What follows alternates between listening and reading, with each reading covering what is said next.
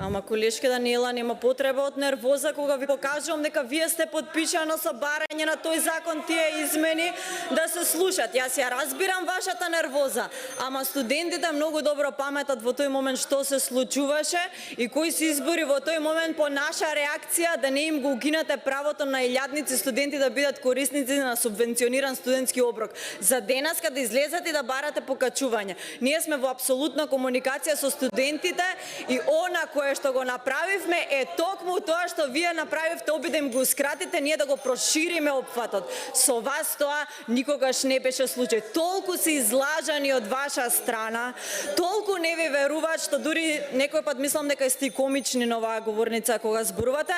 Јас ќе ве прашам уште еднашка, каде се колешке Даниела?